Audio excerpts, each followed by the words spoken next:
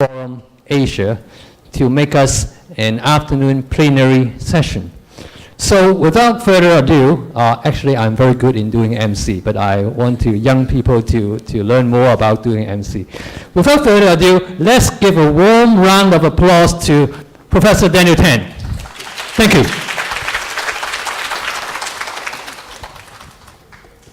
Well, good afternoon. This is one of the roles of the board chairman. Plays a second fiddle. If the keynote can't make it, then we got to come and take his place. But I want to say I'm very glad to be here at Hong Kong Poly U. First of all, I want to express on behalf of the board our appreciation to the organizing committee who has worked so hard to bring this program together. We have worked closely with them, and I really want to express our appreciation on how we got a team to do this event as part of a series of conferences annually. Okay. Well, this afternoon, I'd like to take this opportunity to perhaps give you a big picture perspective of what we see is happening in education across the world, and especially in this part of Asia. There are a lot of things happening that we try to make sense of, and this is one attempt, an attempt that has been evolving since we started looking into what is happening in education. And one of the purposes of such a conference is to bring up such observations, discuss them, and see what it means for what we have been doing, and ask the question whether we need to fine-tune, adjust, or could we keep moving on. So I entitled my talk in the bigger context to talk about Education 2020 and Industry 4.0. Now 2020 is just around the corner, right? It's just in about, before we know it, in 2 to 3 years' time, we'll be in that decade. And I'd like to talk about the wave that it will cause, and I think it will have an impact in the traditional practices that we have today. Even though maybe adopting e-learning, use of technology, blended learning, flipped classroom, and so on and so forth, I think it will cause us to maybe recalibrate some of our thinking and some of our assumptions regarding education of what it is and what it will be. And so I will share with you some perspective, some reflections, and some responses that we are looking into to see how we can be attuned to what is happening in Industry 4.0. I'd like to share this story because I think it's something that helps us to, if you like, examine our beliefs. And in this story, it's Professor Albert Einstein, after the Manhattan Project, where he was involved in the creation of the atomic weapon. When peace came, he was at Princeton as a professor. And as a professor, as many of you know, one of the duties and obligations you have to do is to set examination questions. And so the story is told that in such an examination in the exam hall, while he was proctoring the exam, a student in the midst raised his hand, and when Professor Einstein went to him, the student said, "Dr. Einstein, the questions here for this year is the same as last year." Right? And for many of us, if this happened to us, I think we will be looking for a new job. But being Professor Einstein, he had a good answer. And his response was, the question is the same, but the answer is different. Right? And I think that this is a very important story because many of us have answers to questions that we've been asking ourselves. And this afternoon, at least for now, I'd like to put a seed in which you will consider that maybe the answers that you have believed or that you've been told were right may need some recalibration. Another story. This is regarding Henry Ford.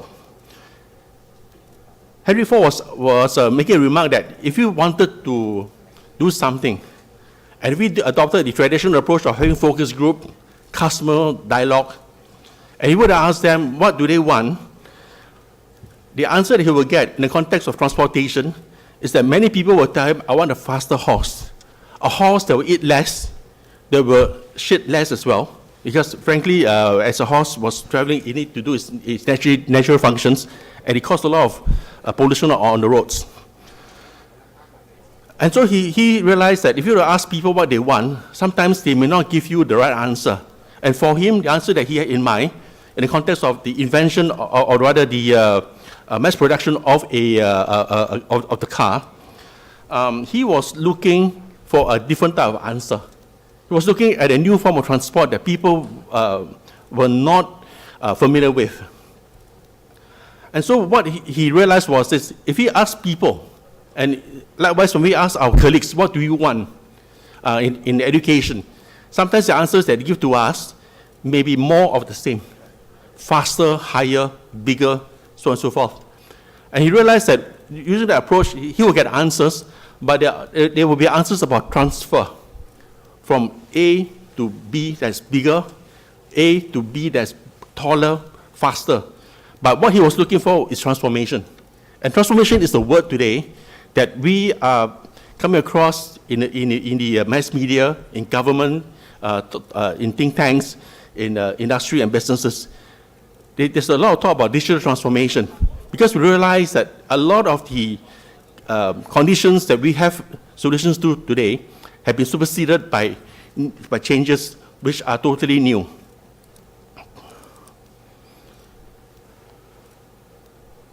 So we ask ourselves, why do we need to do? Right? And that's a very important question to ask before we even consider whether our answers are valid. There are a few trends which are becoming more evident. Some has been around for almost over a decade, but some which are emerging. And not only emerging, but becoming quite common quickly across different economies around the world. The first one that I think many of us are familiar with now is that we recognize that there is a shift in the student profile that's linked to the so-called the generation, the Gen X, Gen Y, Gen Z. Right, so today we know that the Gen Y is a common term that we use to describe people who were once our students, but are now in industry. The Gen Z, by the way, is now out there as well. And these are people who were born in between 1995 to 2009. And in case you're wondering, when are you going to see them in your classroom, I got news for you. Some of them have already graduated. They have left school already. Right, so some of them, based on the data that we have received, they have passed their 22nd birthday. Right, so you might still see them around, but the Gen Y, if you like, most of them are out there holding a job. So the question that we have is this: what's so special about them? How are they different?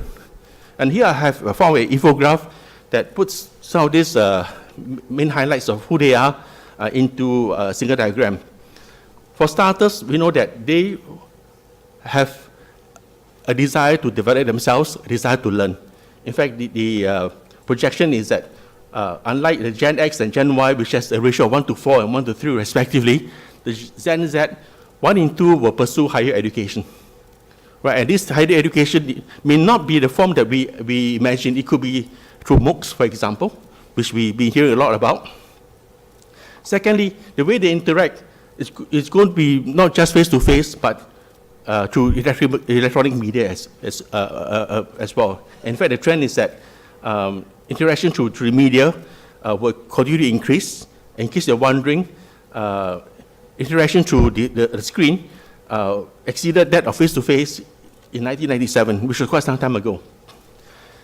Thirdly, the way they like to be led, the way they like to work, is not so much in the hierarchy structure, but more in collaboration, which of course coincides with the theme of this year's edition of Alpha. We also know that they're very mobile, not just because they got a mobile device, but in their career, they will span multiple jobs, right? Projected that they will have 5 careers. So the job that they are being trained for may not be the job that they will have in the next career change. Not only today, career change, they'll be moving homes, and also they will have many, many jobs, right? Personally, so far I only got 2 jobs in my life. But for these people, having almost 20 jobs is going to be normal and common. The way they engage are different as well. They will like to share and express their view. They like to learn, They like to collaborate. They want flexibility in the way they want to be engaged. So that's Gen Z for you in a nutshell. And in case you're wondering what is after Gen Z, any idea what you call the next generation? Anyone has any idea? No? Gen Alpha. All right, so let me share with you that you should start thinking about them, because the first Alpha was born in 2010. So today they are in primary school already. All right, and so imagine that these are time bombs which are ticking, and year by year they're becoming nearer and nearer to our educational system in schools, in secondary schools, in colleges, or university. And they again will be quite different. The second trend that we recognize is something called the AE cube. Anytime, everywhere, everyone, everything. Right? Connectivity is going to be very, very seamless across people, across devices, across things. We know, for those of us in education, this familiar scenario, that in the classroom of today, the content, teacher, and the learner intersect in the classroom, right? And where they intersect commonly is called the class time, right? And what I've done here is to use Venn diagrams to represent the level of energy by the size of the circle. So bigger circle means bigger resource or bigger energy involved. And so in the traditional mode that many of us were brought up in our schools, the teacher played the dominant role. The teacher taught, everybody listened. If his students do not learn or make too much noise, he goes to see the principal, right? And the term that's we use to describe such an environment is education 1.0, where the students receive, they respond when it's time, and they regurgitate when it comes to assessment. Excuse me. And now, of course, we see emerging, if not already happening, a new model. And what I have here, again using Venn diagrams to illustrate the difference. I have a thumbnail here of the previous Education 1.0 diagram, and in this new diagram here, we have the circle for the learner being much bigger. And one of the reasons for this is because of the ease of access to e-content. Right, thanks to mobility, tablets, and PCs, students can search and download and learn content quite easily, even during class time, which I think some of you are doing now, Facebook, email, whatever, okay, but you are looking at e-content. And because of the ease of e-content, something interesting happened. And that phenomena is more and more learners are learning between themselves without the support or intervention of the teacher. All right, and a good example of where this is happening in a wrong way is called fake news. Right, where people listen and they do not have the digital literacy to discern fact from fiction, or they don't have the skill set to be able to verify what they read. A word that's been used to describe this is, surprise, surprise, Education 2.0. Right, these learners, because of such an environment that is quite ubiquitous, the students are communicating, they're connecting, and quite naturally, they collaborate. The next phase is, of course, without any guesses, is Education 3.0. And what do they do? Well, the adjectives or the word that's used to describe them are connectors, creators, and constructivists. Now, what's the difference between 2.0 and 3.0? Can you see the difference? Anyone? I know it's lunchtime. Sorry, just past lunch. So we are in that warming up stage. Well, in case you're wondering, and let me help you.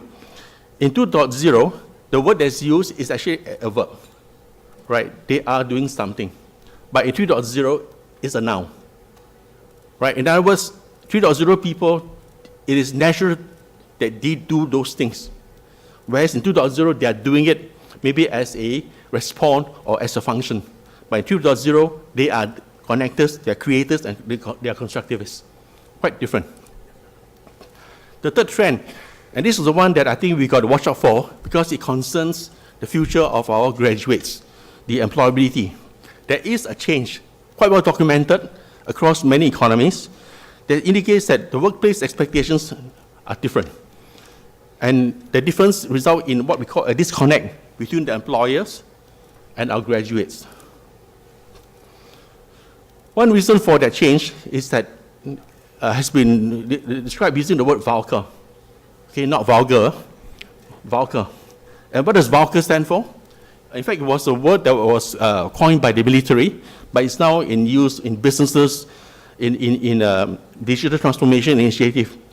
VUCA. The first letter V stands for volatility. The rate of change is much, much faster than ever before. Right? And this is where your answer to the questions that you have may need to be reviewed. The letter U stands for uncertainty. If you want to know about uncertainty, read the news, the British elections recently, what the poll says and what the results, the early polls and the results are very different. The C stands for complexity, and A stands for ambiguity. Right? And one of the way to describe what is happening has been mentioned by this lady called Denise Caron. Many people put it in different ways, but I like what Denise described it. She says that we are moving from a world of problems, right? And in such a world, we want to be able to have the speed to solve the problem. And so we're looking for problem solvers. In fact, many universities will say that the attributes they desire of their students is to be able to do problem solving. Right? They'll be able to analyze and in the process eliminate uncertainty so that they are able to, if you like, decompose the problem, break it down into simple parts and take away what is uncertain and solve the problem with the known knowns they're able to establish. So from a world of problems, today we are seeing increasingly the world of dilemmas, which requires a different approach, mindset, and response. In such a world, you need patience. So instead of trying to solve the problem quickly, you try to understand what's going on, to observe, and then next thing you do is try to make sense, to join the dots. And then after that, you engage with uncertainty. Different skill set, different world, a world of dilemmas versus a world of problems that are waiting to be solved. In the business front, from many studies, and this is just one of them, they have an interesting finding, and the finding is this. Employers are encountering a gap between the kind of graduates who are applying for their jobs. So you have a situation where employers says, I need people for my organization. On the other hand, you have graduates who are available in the market who are looking for jobs. But for some reason, there is a disconnect, meaning that the graduates who are looking for jobs are not offered a job even though there are vacancies. All right, and so because of this, both sides are not happy. And the reason for this disconnect is that, and this is a statement made by employers, is that the graduates who are coming to us, they are not meeting our expectation. Right, and I think this is seen in the employment numbers of undergraduates. Just to share with you, I now work in Malaysia, and one of the interesting data about Malaysia is that the number of graduates who are unemployed or underemployed is about 500,000. Right? That's a big number. 500,000 of them are either unemployed or underemployed. Right? And if you look into other countries, that number is also increasing because the expectations of employers of what they want to see in a student is different. And when you try to make sense of it, we look into historical data. And this is what we see. For the US, right, and I think in other countries, if you do a study, you will see something similar. When they look into the kind of jobs which are growing and the kind of jobs which are declining, they actually fall into 4 categories. Jobs which are increasing are those which requires cognitive skill sets, ability to work with new information. Again, how do you deal with uncertainty? How do you look with patience and make sense of what's going on? And the kind of jobs which are declining are those which are routine and manual. One of the insights that I would say is this. If we train our students using traditional 1.0 methodologies, then the kind of graduates we are developing are those people who respond, who regurgitate, and if you like, who, excuse me, who just provide textbook solution. And when they are trained that way, they are at the risk of being replaced by what we call digital labor or robotics. On the other hand, if we have an environment whereby students go beyond just content knowledge, education 2.0 whereby they connect, they are constructivist and they are creative, then their demand for their role will increase. And note this, it is not the kind of jobs, but it's the nature in which we were trained. So what I'm saying is this, you can have doctors who are in this graph where the demand is there. And you can have doctors who are trained in routine work, in pattern recognition, and their role can be replaced by robots. Same thing with teachers, with office workers, with engineers. So it's not so much the discipline, but the way they are trained. Right? So there's something for us to think about. The data that I just got recently concerns Australia. Right? This presented sometime last year, 2016. The trend is similar. Right? Routine manual jobs, they are declining or not growing at all, and the ones which are growing are the non-routine cognitive jobs. Early in February, I was looking at The Guardian. I was, I think, on the plane, and at the plane they give newspaper to keep you occupied. I came across an article written by George Monbiot. And in the article, he made an interesting comment. He says this, in the age of robots, schools are teaching our students to be redundant. And that does apply to schools which adopt the Education 1.0 method. I teach, you listen, I test, you regurgitate, you do well, you get full marks. Don't think beyond that. And he made a comment that in the future, if you want a job, you got to be as unlike a machine as much as possible. You got to be creative, critical, and socially skilled. So which brings us to Industry 4.0. Industry 4.0, what is that? And if there's 4.0, it means that there's 1.0, 2.0, and 3.0. So what are those? What does those labels mean? Industry 1.0 was the first stage of the industrial age, whereby through the use of steam power, you are able to increase your production of your work. You got a steam engine, you can pump oil from the ground. With a steam engine, you can do work and drive a locomotive, pulling multiple carriages. 2.0 is when electrical power was introduced. 3.0, IT and electronics. And 4.0 is the use of AI, big data, and robotics to do tasks which are previously done by other people.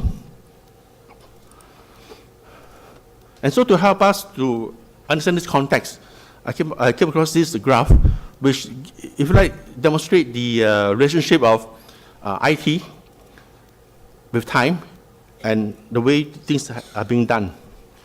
In the early days of technology of computers, you have one mainframe used by many people through a process called multitasking. Right? So we've got many computers. I think for those of us who are old enough, I think we will recall those days. We got computer terminals, and you were talking to a mainframe like the IBM 360 or a DEC, a mini computer. With time, of course, through the invention of the PC, thanks to Steve Jobs and Bill Gates, we have a one-to-one relationship whereby an individual will have access to a computer all to themselves. Through the invention of the smart devices, tablets and mobile phones, which has more computing power today than that was used to send the man to the moon, you have many services being connected to a device. So if you've got a mobile phone, when you use the web, you can access many servers from different service providers.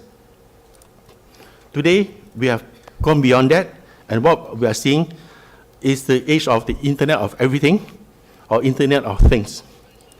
And we are also seeing the emergence of what we call intelligent environment.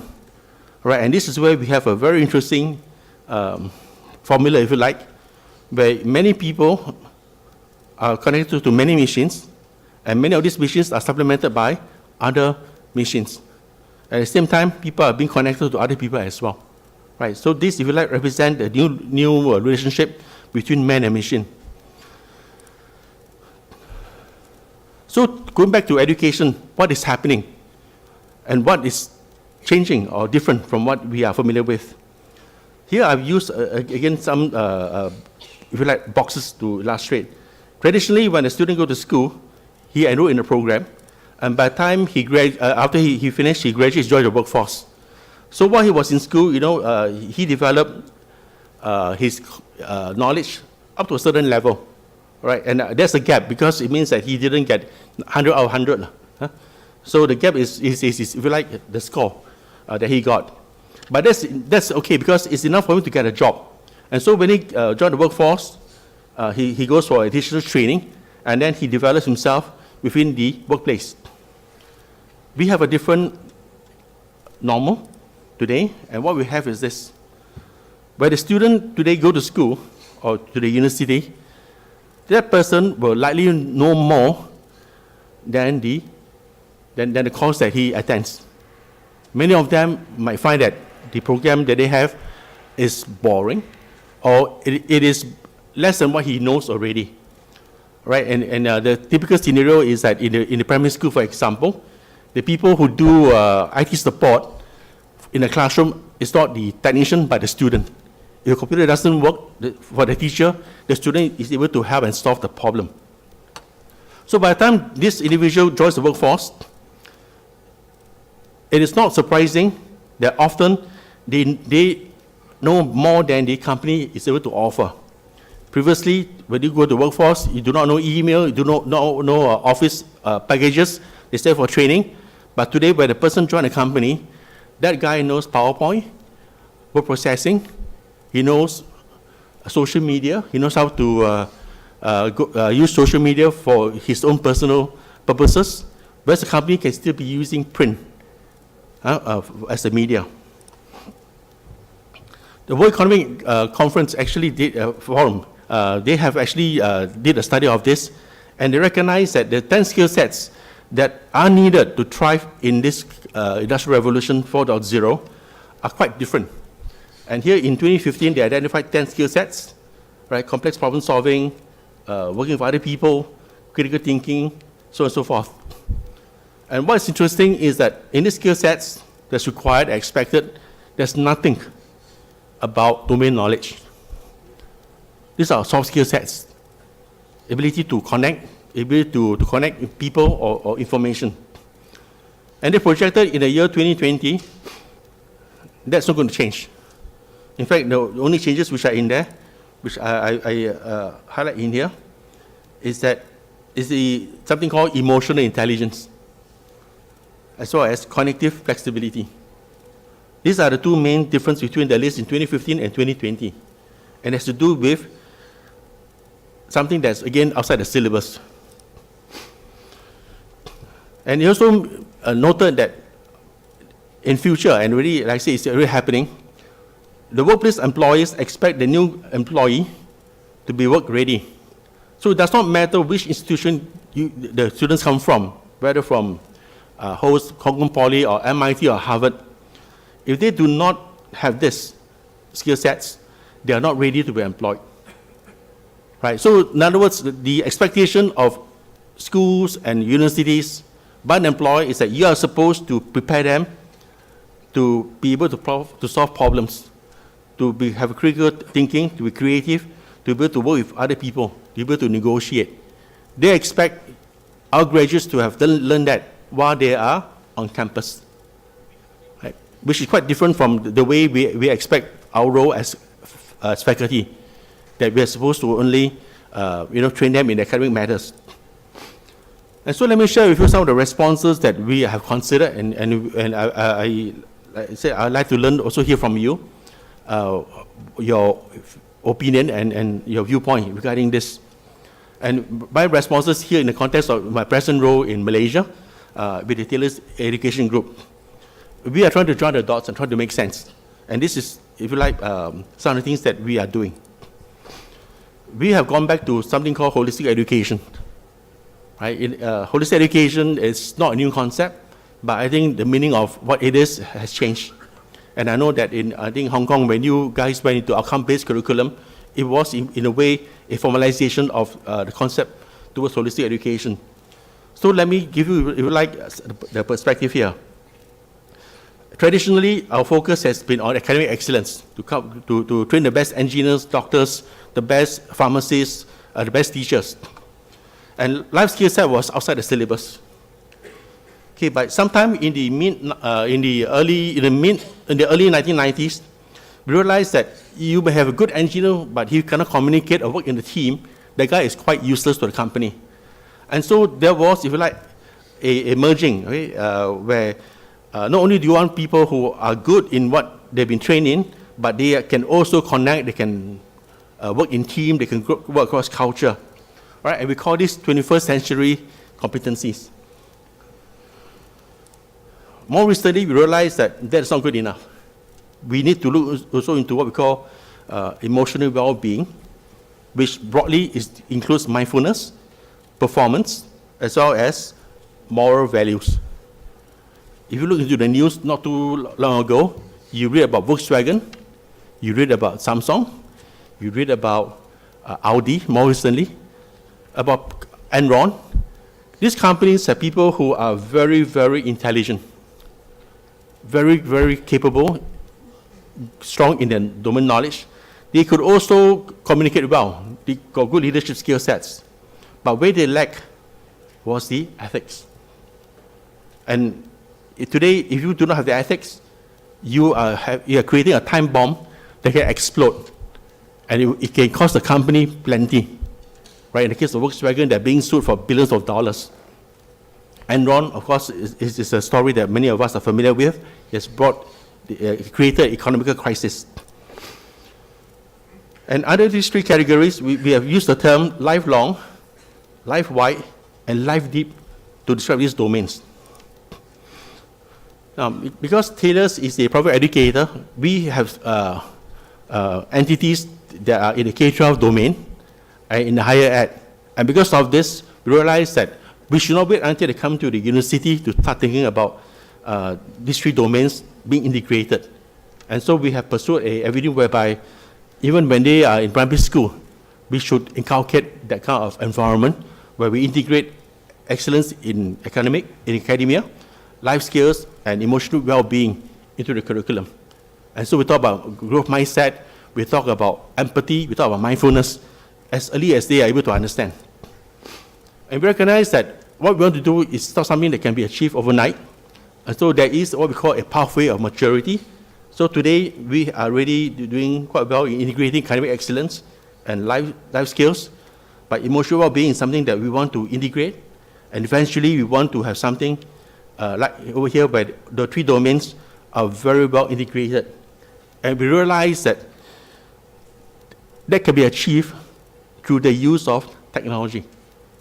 Something that our students are very familiar and exposed to even at a young level. Right? So we look at the mobile learning outcomes, learning analytics, and learning spaces. Right? So technology still is relevant because they will enable some of this integration to be done, and not just done, but to be monitored and measured as well. And that is the good part. We are able to use analytics to know how things are going along. We also recognize that the Venn diagram is not the same for every discipline. So while there's a generic one, recognize that, for example, in the service industry, your emotional intelligence is more important because you are a frontline staff, you need to work with people. Whereas in the research domain, the academic excellence, of course, is much more important. But nonetheless, the objective is to have the integration of all three domains. Now, in case you're wondering, is this the complete diagram? Well, it looks complete, but it is not. There's still one more domain, and that is one that encompasses all three of them. And we call that meta-learning. The ability to learn, relearn, and unlearn. Okay? So it's not just knowing all these things, but ability to sometimes unlearn as well. And so to help us do that, okay, we recognize what we need to do. And one of the things we need to do is to recognize that we do not know how. Right? Which is why in August this year, we are inviting people to come to teach us. Right? In August, if you are interested, we'd like you to join us as well, because we realize that this is a journey that we got to learn together. Not for our own sake, but for the sake of our students who will join the world as employees, and maybe employer one day. Okay, so a bit of airtime if you like, and of this event. I left some flyers outside there, and like I said, we want to hear, want to learn from other people. And here we're looking into holistic education in a way that looks beyond just knowledge, but the use of technology. Like I said, it's going to play a key part. The question is, how do you do it? How do you measure it? How do you make it evidence-based? And we need to relook into the current leadership in our institutions. Do we need to rethink their role? Because traditionally, we take that because they are good in teaching. And we also recognize that those who are been there a long time, we need to develop them differently.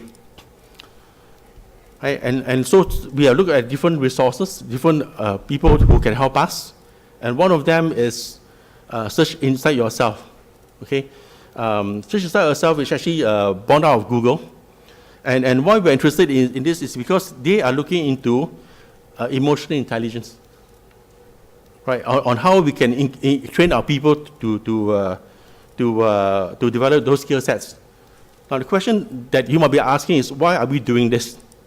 The answer is actually very, very simple. Okay? And this is because of the awareness that in what we are doing, we have made certain assumptions which are not valid. Now, many universities in Australia, in Canada, and I think in Singapore as well, and in Hong Kong, and in many other developed countries, we have what we call the attributes of our graduates. We tell people, and we use that as a branding, that the graduates from my institution, they got very good problem-solving skill sets. They are good in communication. They can work in teams. They can work across diversities, and they also have skill sets of entrepreneurship.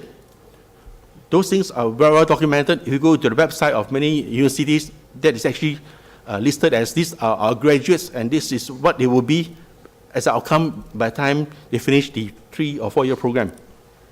Okay. What we realize is missing is this. Oh yeah. Okay, I'll skip this slide. What we realize is that while we desire those skill sets in our students, the gap is that our faculty are not trained, familiar, or enabled in those skill sets. So, for example, we say that we want our students to be entrepreneurs, right? But our professors are not aware of what that means. We want our professors to be able to work across cultures, but then we don't see them doing it, right? And so we realize that if you want our students to have those attributes, we need to look into doing that for our faculty as well. In other words, we view that it's not fair to tell the public that if you come to our institution, you will have those attributes, but our professors are not trained or they may not even believe in it, right? And that is where the gap is. And because of that, we created an entity called Agile that, if you like, is tasked to see what we need to do to enable, to empower, and to train our faculty and teachers in the K-12 schools so that they have the credibility to tell the students that this is what you should be, and I'm a role model in those skill sets. We want you to have empathy. This is what empathy means. This is how we have empathy. We want you to have mindfulness, and being mindful means how I work with my colleagues as well. Okay. right? So let me share with you an example, okay, of a project that we've done, and I'd like to share, if you like, the deeper perspective on how we interpret it and how we got it done. And this is the area of learning spaces, which is a project that I see happening in many institutions. The whole idea of learning space, if you like, is a response to the question of what can we do that is scalable and that have the impact that we desire. And for this, I'd like to refer to the work by Dylan Bock when he was speaking at the Learning Analytics Symposium in 2014. And he presented this diagram, which I thought was very, very insightful. Here, what he did was plotted a diagram of the activities that looks into the scale and the interactive richness. Scale meaning the class size. And interaction richness means the level of engagement between the faculty or the teacher with the student. And he noticed that there is the inverse relationship, meaning that when the class size is very big, interaction is pretty low, like what is happening here in the lecture theater. Excuse me. But if you want to have a high level of interaction with the student, then you're talking about a smaller class size. Otherwise, the level of engagement will not be high at all. And I think for a lot of us who are looking into innovation in our study, we have been looking at this graph and we will try to do things along this curve. And often with limited success. Because when something works, we try to scale it up, we find that the interaction drop. And what Dylan Bock did very cleverly was to think outside the curve. Excuse me. He grew a new graph, which was interesting because for many of us, we will have confined ourselves to just one curve. And on this curve here, he starts saying, let's examine and let's explore and seek solutions in which we are able to maintain a high level of interaction while we enjoy larger classes. And based on that search, excuse me, we are able to find and identify activities which can fit in the graph, like learning spaces, peer grading, use of learning activities management system, use of response systems, and others. And these are what we call new pedagogies, okay, that is possible today because of technology. In the past, we could not do that because we were not able to connect with people in larger numbers. Right, and so when we look at the graph, interestingly, if you want to do transformation, you got to examine what can be there. And I do not have all the solutions, but if you like, this is a framework and a direction that we can pursue together. Whereby when we want to do something, let's ask ourselves, what can we put in here that will fit on this graph? And when we find something that works, let's share it in forums such as this. So in the context of the learning spaces, which we have explored, there are a few new ideas that I'd like to share with you that cause us to explore what it means, what are the possibilities, what are the challenges. And so one of the paradigm shifts that we have when we look into the next generation learning space was the concept of a noisy classroom. A classroom where students are allowed to talk. Right? A classroom that some of us may not be comfortable because we lose control. Secondly, the concept of a wandering professor, where a professor do not step behind a lectern and stay there for the full hour, but a professor who can walk among the students. We also want an environment that's faculty friendly, meaning that faculty are able to use the affordances of what is in there without needing to go through a long day of training, like how to use some of the AV equipment. Fourthly, is there a way we can recognize that the teaching is different and we should reconsider how we do teaching evaluation? Faculty will do what they are measured in. And so if you have measurement just based on the lecture approach, then the faculty will not change the method of teaching other than better lectures, so they believe. And the fifth attribute that I wanted to do is to create an environment that is what we call co-opetition. Okay, it's a joining of two words, where students are able to cooperate, and yet they compete. Now, how do we do this? Okay, by looking at the design of the classroom. But one of the interesting, if you like, summary of this attempt is an attempt to create a different culture that's campus-wide. Right, so let me share with you work that was done when I was in Singapore. Many of us are familiar with this kind of classroom. We still see them today. But what we have done is to convert our classrooms whereby students do not sit in rows anymore. In fact, students sit in groups. Right, and we have done this campus-wide, meaning all classrooms, other than lecture theaters, are configured this way. And to help students to make use of the arrangement, every table has a screen whereby information can be shared by the group scribe. You know, somebody who will take notes or project or take note, so that everyone can share the same thing. The table is circular, or in this case, hexagonal. Right. So you've got a group of students who are sitting there. Chairs as wheels, so that students can turn down before turning the neck. Yeah. And of course, the room must be professor-friendly in the sense that when the professor goes in, he is not overwhelmed by the technology that he dare not touch the control buttons. In Taylor's, we have done something similar. And what we found is this. In such an environment, students learn to negotiate, need to work in teams, need to resolve conflict every day.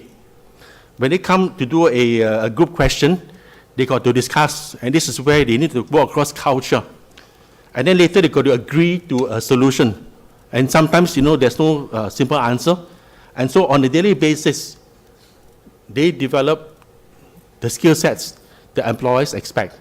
And what's also interesting is that when they go to work after graduation, the office environment is going to be similar to the learning environment that they have been exposed to on a daily basis.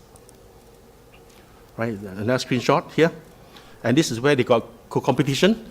Each group is left to do a problem and to challenge each other to solve a problem within the time set. So the question that we have at the end of the day, and in fact one of the reasons why we're doing this is because we asked ourselves this question. The ranking of the university stats was just released recently. And this is beyond just ranking. There's a question that we ask, what kind of university do we want? Do you want a good university or do you want a great university? If you want a great university, what's the difference? In essence, we can see in a good university, they do great teaching and research. But in a great university, they transform people. People who are ready for the new economy. Right, with that, I thank you for your time and attention. Yeah. Yeah. And I'll convey our appreciation to our keynote speaker in the SMT. Thank you. Thank you much, Dr. Daniel. And I would like to present a souvenir to Dr. Daniel. May I invite Melanie and Dr. Kevin as well to present the souvenir.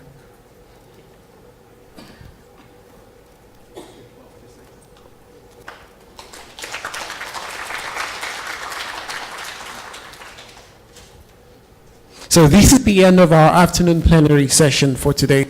Our sessions will start immediately at nearby breakout rooms at this podium floor level. A tea is served at 3:55 p.m. outside the auditorium in our catering area. And please be reminded to rejoin us here at the Z209. This is the Z209 room for a brief closing of at 5:45 p.m. Thank you.